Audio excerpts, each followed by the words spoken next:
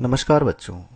आज मैं आपके लिए लेके आया हूँ विज्ञान विषय में कक्षा 8 का प्रथम अध्याय फसल उत्पादन एवं प्रबंध। तो आइए शुरू करते हैं आज का हमारा टॉपिक। बच्चों, आपने ये देखा होगा कि हमको अपने दैनिक जीवन के जो कार्य हैं, जैविक कार्य हैं, उनको करने के लिए ऊर्जा की आवश्यकता होती है और इस ऊर्जा की पूर्ति के लिए हम प्रतिदिन सुबह और शाम भोजन करते हैं। क्या आपने कभी सोचा है कि देश में इतने सारे लोग हैं, तो इतने सारे लोगों की भोजन की आवश्यकता की पूर्ति कैसे की जाती है? इतना भोजन कैसे उन्हें उपलब्ध कराया जाता है? चलिए आइए हम पता करते हैं कि इतने लोगों को भोजन की आवश्यकता को कैसे पूरा किया जाता है। आप देखते हैं कि बहुत अधिक मात्रा में भोजन प्राप्त करने के लिए हमको बहुत सारा खाद्यान्न चाहिए, अनाज चाहिए, जिसकी बहुत ज्यादा मात्रा में हमको आवश्यकता होगी। तो इसके लिए हमको उन्हें बहुत अधिक मात्रा में उगाना होगा और इसके लिए हम कहते हैं कि हमको फसल का उत्पादन करना होगा। अब बात आती है कि फसल होती क्या है।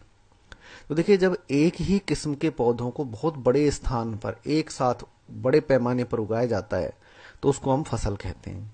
आपने अपने घर के आसपास, रास्ते में, स्कूल के विद्यालय के पास में या विद्यालय जाते समय किसी रास्ते में खेतों को देखा होगा, जिनमें आपने देखा होगा कि एक ही प्रकार की फसल एक बार में उगाई जाती है। अगर गेहूं उगाते हैं तो वो काफी दूरी तक गेहूं ही गेहूं उगाते हैं, मक्का उगा रहे हैं तो मक्का ही मक्का उगाते हैं। तो इसी को हम क्या कहते हैं? फसल कहते हैं। ठीक है। अब फसल अलग अलग समय पे आप देखते हो अलग अलग तरह की फसल होती है। कभी आप सर्दियों में देखेंगे तो गेहूं की फसल मिलेगी आपको। आप गर्मियों के समय में देखेंगे सितंबर अक्टूबर के आसपास तो आपको बाजरा उगा हुआ मिलेगा। तो इसी आधार पर फसलों को दो भागों में बांटा जाता है। एक होती है खरीफ की फसल और दूसरी है रबी की फसल। खरीफ की जो फसल है वो सामान्य तौर पे वर्षा ऋतु में उगाई जाती है और वर्षा ऋतु का समय भारत में जो है जून से शुरू होता है। तो उस समय ही इस फसल को उगाया जाता है, जून और जुलाई के आसपास, और ये सितंबर से लेकर मध्य अक्टूबर तक इस फसल की कटाई कर ली जाती है। इसके अंदर जो मुख्य रूप से फसलें आती हैं वो बाजरा, मूंग, मक्का, चावल, सोयाबीन, कपास आदि ये जो फसलें हैं इनको इसके अंदर रखा जाता है। रबी की फसल जो है वो सर्दी में उगाई जाती हैं और गर्मी की शुरुआत में इनको काट लिया जाता है। यानी अक्टूबर और नवंबर के शुरुआत में इन फसलों को बोया जाता है और मार्च तक इन फसलों को काट लिया जाता है। जैसे इसमें आती है गेहूं, जौ, सरसों, अलसी, मटर, चना, ये जो फसलें हैं ये इसके अंदर आती हैं। लेकिन कुछ ऐसे किसान होते हैं जिनके पास पानी की सुविधा होती है, वो सिंचाई कर सकते हैं, नलकूप वगैरह की उनके पास उपलब्धता होती है। तो वो जो समय है मार्च से लेकर जून तक का, इसमें खेत चूंकि खाली होता है, कोई फसल नहीं होती, तो इस समय पे भी वो कुछ फसलों को उगा लेते हैं, जिसमें खरबूजा, तरबूज, ककड़ी इत्यादि जो फसलें, इनको उसमें बो लिया जाता है। तो ये जो फसल है ये जायद की फसल कहलाती है। लेकिन मुख्य रूप से फसलें दो ही हैं, रबी और खरीफ। जायद की फसल को हम उनमें इसलिए काउंट नहीं करते क्योंकि ये केवल कुछ लोग कुछ पैमाने पर ही उगा पाते हैं, सभी लोग इसका उपयोग नहीं कर पाते, इसलिए हम इसका उपयोग इसको मुख्य फसलों के रूप में नहीं मानते हैं। बच्चों, कभी आपने ये सोचा कि जब किसान फसल उगाता है तो उसको उस फसल को उगाने के लिए क्या क्या करना पड़ता है? ऐसा तो नहीं है कि वो खेत में गया और बीज पट के आया और वहां से कुछ समय बाद जाकर फसल काट के ले आया। उस फसल को लगाने के लिए, उगाने के लिए उसे काफी मेहनत करनी होती है। तो वो कौन कौन से काम उस फसल के लिए करता है, तो इस चीज को हम आज इस पाठ में देखते हैं। आइए तो पता लगाते हैं कि फसल प्राप्त करने के लिए किसान को क्या क्या करना पड़ेगा, क्या क्या काम उसको करने होते हैं। देखिए, किसान फसल उत्पादन करने के लिए खेत में बहुत सारे काम करता है, कई काम करता है। जैसे फसल बोने से पहले वो खेत की जुताई करता है, फिर फसल को बोता है, फिर उसकी कटाई करता है, फिर उस कटाई के बाद जो उसके दाने होते हैं, फसल अनाज के दाने हैं, उनको भंडार करता है, इकट्ठा करता है किसी स्थान पर। तो ये सब काम एक निश्चित तरीके और समय पर किए जाते हैं। ऐसा नहीं है किसी काम को मन में आए तभी कर दे, ऐसा नहीं हो सकता। हर काम का एक निश्चित समय है। तो इन्हें हम कहते हैं आधारिक कृषि पद्धतियां। तो ये कौन कौन सी आधारिक कृषि पद्धतियां होती हैं, इन्हीं को हम देखते हैं। देखिए, इसमें कुल 7 चरण होते हैं। सबसे पहला जो चरण है वो है मिट्टी को तैयार करना। दूसरा चरण है बुआई करना, फिर खाद्य देना और उर्वरक देना, फिर सिंचाई जो आप जानते हैं समय समय पर की जाती है। क्योंकि बिना पानी के पौधा उगेगा ही नहीं। फिर खरपतवार और कीटनाशकों से जो है का छिड़काव किया जाता है, खरपतवार से पौधे की सुरक्षा की जाती है। फसल पकने पर उसकी कटाई और लास्ट में उसको भंडार किया जाता है। तो एक एक टॉपिक को हम देख लेते हैं। देखिए, मिट्टी को तैयार करना। मिट्टी को जुताई के द्वारा उल्टा पलटा जाता है। मिट्टी को क्या करते हैं, बार बार जुताई करते हैं, जिससे नीचे की मिट्टी ऊपर आ जाती है और ऊपर की मिट्टी नीचे आ जाती है। इससे क्या होता है, उसमें जो हानिकारक कोई कीट वगैरह उसके अंदर हैं, तो वो बार बार जब ऊपर आएंगे तो धूप से और अन्य की जो पक्षी वगैरह हैं उनके द्वारा उनको खा लिया जाता है, और उससे वो जो फसल उगाएंगे तो उसकी जड़ों को वो नुकसान नहीं पहुंचा पाते हैं। दूसरा क्या होता है कि मिट्टी जो है उसमें जो हल की नोक है वो काफी नीचे तक जाती है और मिट्टी को वापस ऊपर उखाड़ देती है, तो उससे प्रकाश और हवा मिट्टी में बहुत अंदर तक प्रवेश कर जाता है। इससे मिट्टी पोली हो जाती है।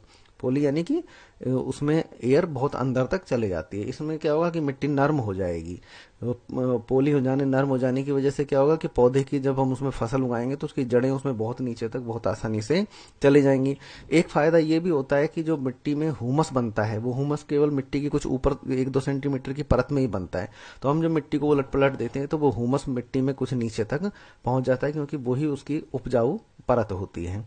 एक इससे फायदा ये होता है कि मिट्टी चूंकि पोली हो गई, सरंद्र हो गई, नरम हो गई, तो उसमें सूक्ष्म जीवों को वृद्धि करने के लिए आसानी हो जाती है। केंचुए उसमें आसानी से वृद्धि करके काफी नीचे तक चले जाते हैं। तो उलटने पलटने की जो प्रक्रिया है यही क्या कहलाती है, जुताई कहलाती है। पहले पुराने जो समय था उसमें जुताई परंपरागत हलों के द्वारा की जाती थी।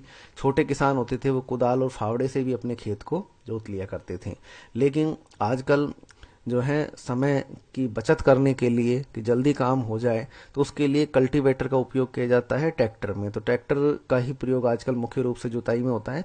बहुत कुछ जगह पर बैल से भी जुताई की जाती है। इसके बाद बात आती है कि बुआई करना है। तो देखिए, इससे पहले हमको ये चयन करना होगा कि हमको खेत में बीज कौन सा लगाना है। फिर हमको ये देखना होगा कि जो बीज हम लगाना चाह रहे हैं, जो फसल हम उगाना चाह रहे हैं, उसके बीज जो है उच्च गुणवत्ता वाले हों, जिससे हमारी जो फसल है उसका उत्पादन अच्छे रूप में हो सके। तो इसके लिए किसान क्या है, अपने बीजों को पानी में डालता है। पानी में भिगोने पर क्या होगा कि जो अच्छे बीज हैं वो पानी में नीचे बैठ जाते हैं, और जो खराब बीज होते हैं, बेकार बीज होते हैं, वो पानी में ऊपर तैरने लगते हैं। तो इस प्रकार से हमको पता लग जाता है कि हमारे कौन कौन से बीज अच्छे हैं, उन बीजों को हम उगाने के लिए खेत में काम में लेते हैं। आजकल मार्केट में, बाजार में जब हम जाते हैं तो वहां पर पहले से ही टेस्टेड बीज मिलते हैं जो उच्च गुणवत्ता के होते हैं और पहले से टेस्ट किए होते हैं। उनमें खराब बीज मिलने की संभावना बिल्कुल शून्य होती है, या बहुत कम बीज खराब होते हैं। तो किसान आजकल उनका भी उपयोग करते हैं। अब बीज को बोने के लिए जब बात आती है कि बुआई कैसे की जाए, तो पहले बुआई जो की जाती थी हाथ से की जाती थी या बैल से के पीछे हल लगाकर उससे बुआई करती थी।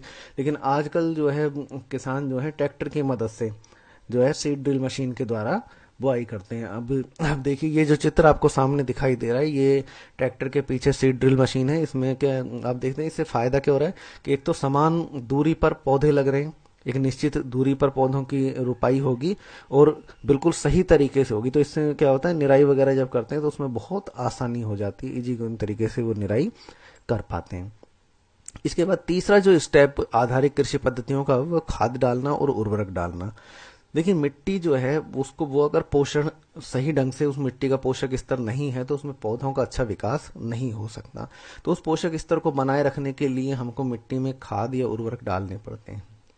इनके प्रयोग करने से क्या होगा, मिट्टी का पोषक स्तर सही बना रहता है, और खाद डालने से मिट्टी में सूक्ष्म जीवों की वृद्धि होती है, जिससे फसलों का विकास सही प्रकार से होता है। कई फसलें, जैसे दलहन की जो फसलें होती हैं, चना, मूंग वगैरह हैं, इनकी जड़ जो होती हैं उनमें भी एक जीवाणु पाया जाता है जिसका नाम है राइजोबियम, जो भूमि में नाइट्रोजन, जो प्रकृति में जो मुक्त नाइट्रोजन है, उसको भूमि जो है वो बंद कर देते हैं और भूमि के अंदर पौधों के लिए उपलब्ध बना देते हैं। तो इसके लिए हमको क्या करना चाहिए कि एक साल सामान्य कोई फसल लें, जैसे आप इसमें देख सकते हैं चित्र में कि पहले वर्ष अगर हमने गेहूं की फसल बोई है तो दूसरे वर्ष हमको चने की फसल बोनी चाहिए। इससे क्या होगा कि चने की जो जड़ों में राइजोबियम है उससे भूमि के अंदर नाइट्रोजन की मात्रा में वृद्धि हो जाएगी और फिर तीसरे वर्ष हम दोबारा गेहूं की फसल बो सकते हैं। तो इससे भूमि के अंदर नाइट्रोजन की कमी नहीं है कि अगर लगातार आप गेहूं की फसल बोएंगे तो गेहूं की फसल को काफी मात्रा में नाइट्रोजन की जरूरत पड़ती है और भूमि में धीरे धीरे नाइट्रोजन की कमी हो जाएगी। और अधिक अगर उर्वरक आप डालेंगे भूमि के अंदर तो उससे भूमि की उर्वर क्षमता जो है, उत्पादन की जो क्षमता है वो भी कम हो जाती है। इसलिए बहुत ज्यादा उर्वरक का उपयोग नहीं करना चाहिए। जितनी आवश्यकता हो, जब आवश्यकता हो तभी उसी समय उसका उपयोग करें, अनावश्यक उसका उपयोग नहीं करें। अब खाद और उर्वरक में अंतर क्या होता है तो इसको हम देखते हैं। देखिए, खाद जो है वो प्राकृतिक कार्बनिक पदार्थ हैं, प्रकृति में मिलते हैं। जैसे गाय भैंसों का गोबर जो होता है, जानवरों का गोबर है, मलमूत्र है उसको, और पेड़ पौधों के जो अवशेष हैं जैसे पत्तियां हैं, सूखी हुई टहनियां हैं, इनको एक स्थान पर डाल दिया जाता है और धीरे धीरे वो गल जाते हैं और गलने के बाद जो हमको जो पदार्थ मिलता है वो ही खाद है। ये पौधों के लिए बहुत अच्छा होता है। और उर्वरक जो है वो फैक्ट्री के अंदर बनाए जाते हैं, मानव इनको निर्मित करता है, ये रासायनिक लवण होते हैं।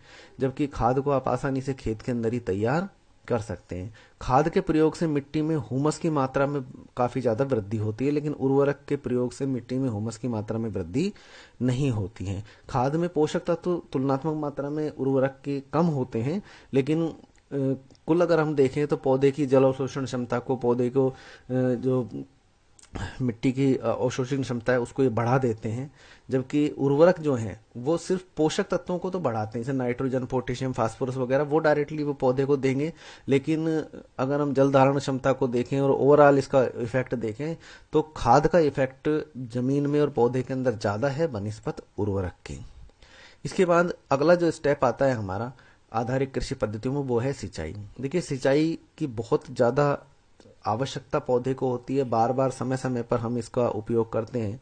फसल की सही वृद्धि और विकास के लिए बार बार हमको पानी डालना पड़ता है और जो निश्चित अंतराल पर पानी डालने की जो प्रक्रिया है यही सिंचाई कहलाती है। सिंचाई के लिए किसान विभिन्न स्रोतों का उपयोग करते हैं, जैसे नदी से पानी डालते हैं, तालाब से, कुएं से, जलकूप से, नहर से भी पानी डालते हैं। तो इस प्रकार सबसे पहले वो इन जल स्रोतों से खेत में पानी पहुंचाने के लिए पुराने टाइम में परंपरागत जल स्रोतों का उपयोग करते थे, लेकिन अब आधुनिक साधन जैसे विद्युत है, विद्युत मोटर है, इंजन है, इनका उपयोग करने लगे हैं। तो आप देख सकते हैं जैसे चित्र में आपको दिखाई दे रही है, सभी परंपरागत सिंचाई के साधन हैं। जैसे चैन पंप, चैन पंप में क्या होता था कि एक जानवर जो है इस चैन को खींचता हुआ, रस्सी को खींचता हुआ लेके जाता था, इससे घिरनी जो है वो घूमती थी और पानी को जो है एक नले में डालती थी और उसको फिर खेत में ले जाया जाता था। रहट को आप देखें तो इसमें एक जानवर को बांध दिया जाता था, बैल वगैरह को, और वो गोल गोल घूमता था और इससे जो है पानी निकलता था। मोट भी एक पुराना पद्धति है जिसमें एक बैल जो है वो रस्से को दूर तक खींच के ले जाता है और काफी बड़े बर्तन के अंदर पानी कुएं से निकाला जाता है, फिर उसको एक व्यक्ति पकड़कर और डाल देता है। इसी प्रकार से एक होता है ढेकली, जिसमें एक बड़े डंडे की सहायता से पानी किसी कुएं या तालाब इत्यादि से निकाला जाता है। अब आजकल हम देखें तो देखिए फव्वारा पद्धति। आजकल क्या हो रहा है कि खेत के अंदर जो है पानी जो है नालियां नहीं बनाई जाती, क्योंकि नालियों में पानी काफी ज्यादा वेस्टेज होता है, तो फव्वारों के द्वारा डायरेक्ट पौधों के ऊपर सिंचाई की जाती है। और सबसे अच्छी जो पद्धति है, जो बाग वगैरह अगर किसी के लगे हुए हैं, बड़े पौधे लगे हुए हैं, तो उनके अंदर उपयोग में ली जाती है, जिसको कहते हैं बूंद बूंद सिंचाई पद्धति। आप इस चित्र में देख सकते हैं किस तरह से जो है पाइप से, एक बड़ा पाइप है उसमें से छोटे पाइप जो है पौधों की जड़ों में पानी डाल रहे हैं। फिर विद्युत मोटर के द्वारा आजकल पानी निकालकर खेतों में डाला जाता है, डीजल पंप के द्वारा भी निकाल कर डाल दिया जाता है। इसके बाद अगला जो हमारा बिंदु आता है वो है खरपतवार व कीटों से पौधों की सुरक्षा। क्योंकि जब हम खेत में फसल बोते हैं तो उसके साथ बहुत सारे खरपतवार, यानी ऐसे पौधे जिनकी हमको आवश्यकता नहीं है, जिनको हमने उगाया नहीं है, लेकिन वो जंगली पौधे अपने आप भी खेत में उग आते हैं। और जब हम खाद डालते हैं, उर्वरक डालते हैं, तो ये उसको ग्रहण करते हैं और तेजी से वृद्धि करने लगते हैं, जिससे हमारी फसल जो है उसका विकास सही प्रकार से नहीं हो पाता। तो इसको भी समय समय पर हटाया जाना बहुत जरूरी है, ताकि हम जो खाद वगैरह दे रहे हैं वो हमारे पौधों में ही प्रयोग में आए। तो इन्हें हटाने के लिए या तो हम निराई करते हैं, निराई का होता है एक खुरपा होता है, उसके द्वारा पौधे के आसपास से इनको खोद कर और हटा दिया जाता है, या फिर आजकल रसायन है जैसे 2,4-D, इसका उपयोग भी कर लेते हैं। तो उसमें क्या इसको छिड़क दिया जाता है 2,4-D को, तो इससे जो खरपतवार है वो समाप्त हो जाती है, जल जाती है। और इसी प्रकार से समय समय पर पौधों पर जो कीट वगैरह अगर हमला कर देते हैं, पौधे को काट खाकर पत्तियों वगैरह में छेद कर देते हैं, तो उससे प्रकाश संश्लेषण, जब पत्तियों को कीट खा जाएंगे तो प्रकाश संश्लेषण कम होगा और पौधों का विकास कम होगा। तो समय समय पर हमको कीटनाशकों का छिड़काव भी करना पड़ता है, लेकिन इनका प्रयोग कम से कम करना चाहिए क्योंकि इनका प्रतिकूल प्रभाव जो है भूमि के ऊपर पड़ता है। इसके बाद फसल जब पक जाती है तो उसकी कटाई या थ्रेशिंग की जाती है। तो फसल के पक जाने पर उसे खेत से काटना ही कटाई कहलाता है। कटाई को छोटे किसान जो है वो अपने हाथों से कर लेते हैं, ठीक है, लेकिन बड़े किसान इसको करने के लिए, जिनके पास सैकड़ों बीघा जमीन होती है, तो वो हाथ से अगर कटाई करेंगे तो काफी टाइम लगता है, तो इसलिए वो कंबाइन मशीन का उपयोग करते हैं। कंबाइन मशीन से फायदा ये होता है कि ये कटाई के साथ साथ थ्रेशिंग का काम भी अपने एक ही साथ में कर देती है, वरना आपको पहले कटाई करनी पड़ेगी फिर थ्रेशिंग करनी पड़ेगी।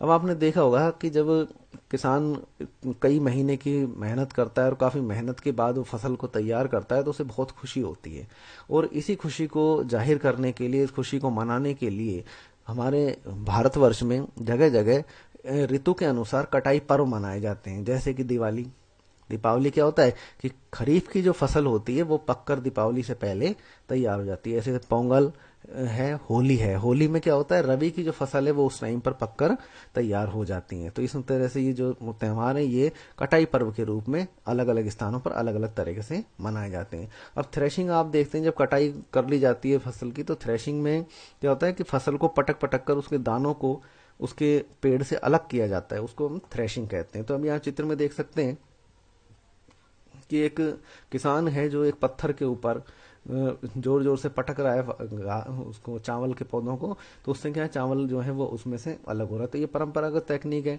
लेकिन आप नीचे देख रहे हैं कि थ्रेशिंग की मशीन भी आजकल आती है जिसमें एक साथ फटाफट आप बहुत तेज गति के साथ जो है थ्रेश कर सकते हैं। और जो परंपरागत तकनीक है इसमें समय बहुत लगता था, मानवीय जो श्रम है वो बहुत लगता था, लेकिन थ्रेशिंग जो है इसके अंदर इतना समय नहीं लगता है। कुछ ही घंटों के अंदर काफी बड़े खेत के भी फसल को थ्रेश कर दिया जाता है। जब सब कुछ हो जाता है तो लास्ट में हमारे पास आता है कि भाई हमारी जो फसल है उसका सही समुचित रूप से भंडारण होना चाहिए, क्योंकि अगर सही ढंग से भंडारण नहीं होगा तो सूक्ष्म जीव हैं, चूहे हैं, पक्षी हैं, नमी है, इन सभी और कुछ जानवर हैं, ये इनको खाकर नष्ट कर सकते हैं। पौधे बीजों में अगर नमी आ गई तो वो ना तो अगले साल उगने के लायक रहेंगे ना खाने के लायक रहेंगे, तो खराब हो जाएंगे। तो उस फसल को सुरक्षित रखना बहुत जरूरी है। तो सुरक्षित रखने के पहले हमको सबसे पहले हम क्या करते हैं कि जो दाने हैं, अनाज के दाने हैं, उनको धूप में सुखाया जाता है ताकि उनमें कोई भी नमी नहीं रहे। इससे उनको फिर बोरों में, जब धूप में वो सूख जाते हैं बहुत अच्छे तरह से, उनमें किसी प्रकार की कोई नमी नहीं रहती, फिर उनको बोरों में भर दिया जाता है। और अगर बहुत बड़े स्तर के ऊपर जो है भंडारण किया जाता है तो उसके लिए स्टील के बहुत बड़े बड़े कंटेनर बनाए जाते हैं जिनको साइलो कहते हैं। जो आप यहाँ चित्र में देख रहे हैं, आपको ये 4 जो है साइलो नजर आ रहे हैं, फिर बहुत बड़े बड़े स्टील के कंटेनर हैं, इनके अंदर अनाज भर दिया जाता है। या फिर कोल्ड स्टोरेज या भंडार गृह, जैसे नीचे आपको इस चित्र में दिखाई दे रहा है, भंडार गृह जिसमें बोरियों को भरकर और एक साथ एक बड़े कक्ष के अंदर रख दिया जाता है। तो इस प्रकार से हमने देखा कि आधारिक जो कृषि पद्धतियां हैं, इन कृषि पद्धतियों का प्रयोग करते हुए किसान जो है वो फसल का उत्पादन करता है। बच्चों, इस पाठ में हमने कुछ नए शब्दों का प्रयोग किया है, तो आपको क्या करना है कि इन शब्दों को अपनी अभ्यास पुस्तिका में लिखना है, और लिखने के साथ आप जो भी आप इस पाठ में समझ पाए हैं उन शब्दों के बारे में, उन शब्दों के अर्थ की उससे आप क्या समझ रहे हैं वो अपनी अभ्यास पुस्तिका में लिखें, और जब आप स्कूल जाएं तो अपने अध्यापक को उनको दिखाएं।